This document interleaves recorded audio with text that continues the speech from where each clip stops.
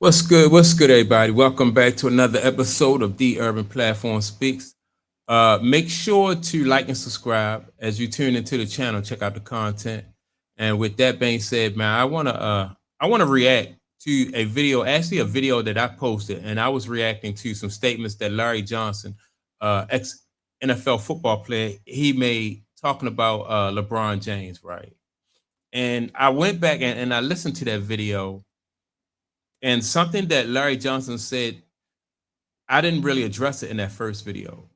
And so, it was a short statement, but I think that it's very important, right? Because it really points out what the path that LeBron James has took when he was following after Jay-Z, right? And so even in this thumbnail, when you see the hand signals that all of these guys, Larry Johnson, Jay Z, and LeBron James are throwing up, you see the hand signal that they're throwing up, right?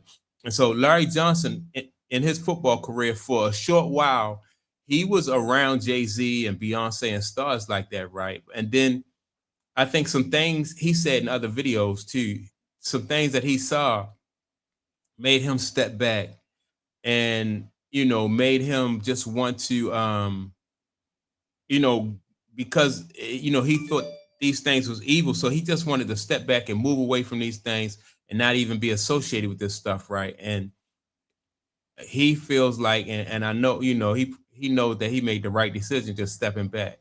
And LeBron James didn't do that, right? LeBron James basically followed in Jay-Z footsteps, and now he found himself in a position, like Larry Johnson said, that he is a perpetual, he's caught up in perpetual slavery, right? And sometimes when people are chasing fame and fortune, they think that, once you get to a certain level amount of fame and you start to make a certain amount of money, that you're going to be, you're gonna be free and clear. You can take this money and you can just ride off into the sunset, right?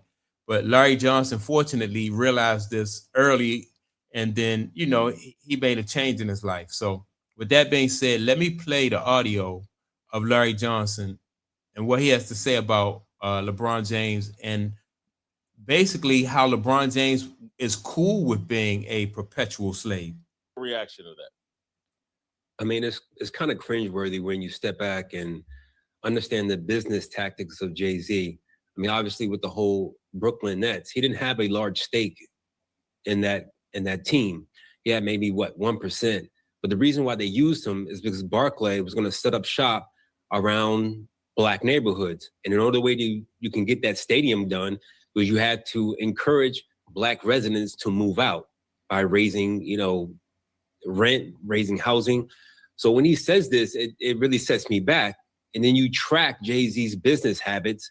They're always for somebody else. They're never for him. Or All right, so it's getting close to what he's going to say about LeBron James, right? And just think about like Jay-Z business habits, right? And the things that Jay-Z have done.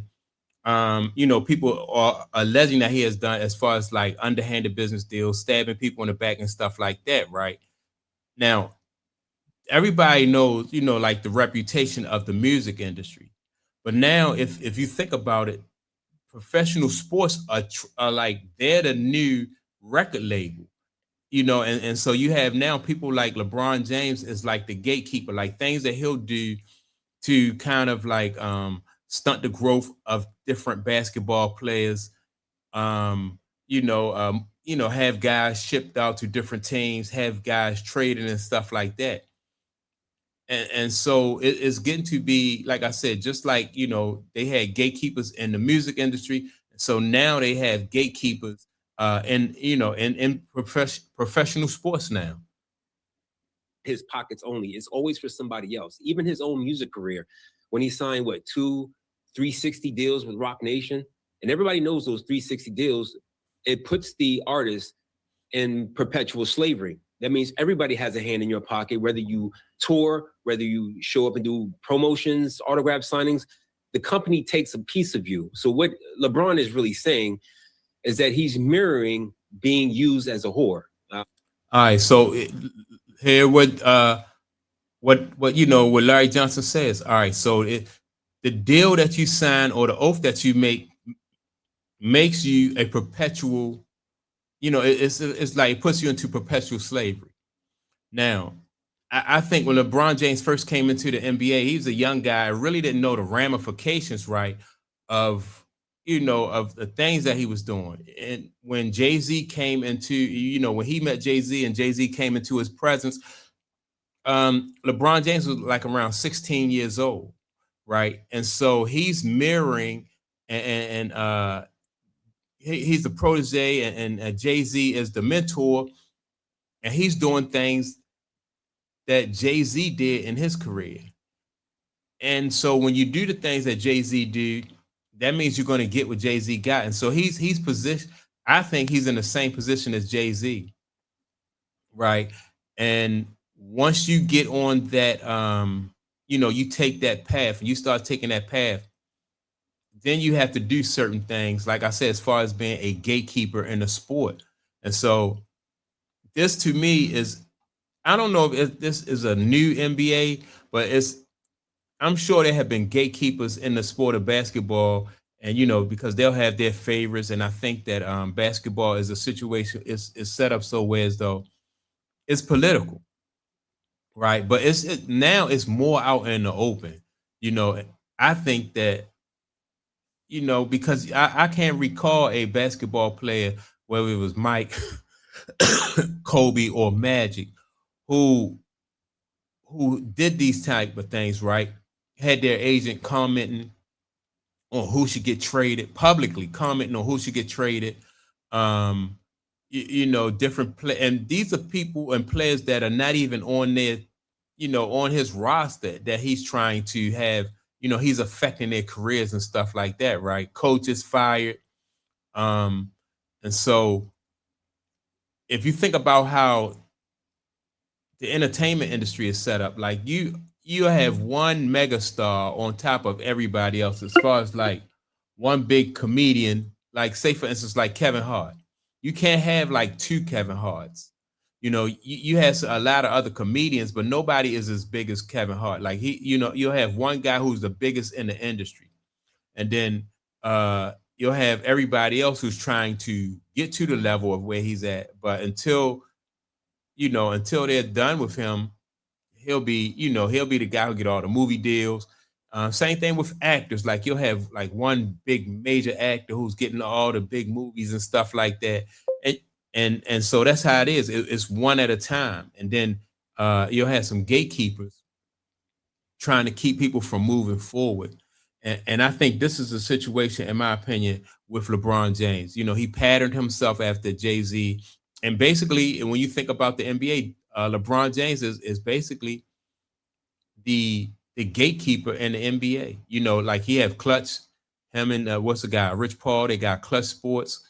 They have a lot of leverage because they have a ton of players. Their careers that they manage and control. So the NBA, in my opinion, is just like it's just like the music business was a few years ago, and that's I guess that's the new like controversy and being polarizing. I guess that's the new currency. I heard a guy, as a matter of fact, a guy from Trap House said that, said something to that effect, like it's the new currency. Whereas though back in the day, people used to, it was more so athletes more so appeal to their fan base. I don't care if you play baseball, basketball, football, you had fans. And if you were a very likable athlete, then you could use that your fame as leverage, and advertisers wanted to do business with you. Now, these athletes coming in, like they're not even giving these athletes the opportunity to control their own brand. If you want to play professional basketball or any professional sport, their brands are being commandeered by by uh by the bigger, like these large platforms like the sports talk, not sports, but like ESPN, the NFL, like they are really cultivating the brands. And if you have a big brand, they're not really, they're going to try to do things to kind of like to dampen your brand and lessen your impact because they want to control your brand. That's what all this is about right now.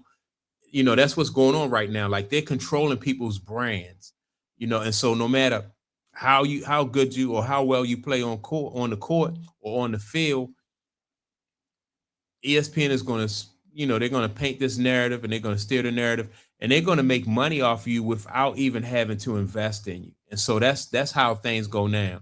So it's just crazy, man. And so, and like I said, I don't feel bad for LeBron James, but I think, he followed after Jay-Z and this is what it is. Like he's a perpetual in my, and that's what it is. It's just perpetual slavery. He can't make a move or make money without somebody else making, okaying it, and then they're going to make money off of it, right? And this is an interesting time, in my opinion, as far as social media go and all this stuff, man. It's just very interesting, this stuff is. So that's my take on it. Make sure to like and subscribe to the channel. Also, don't forget to leave a comment. And with that being said, I'm gonna check y'all out in the next video. Peace.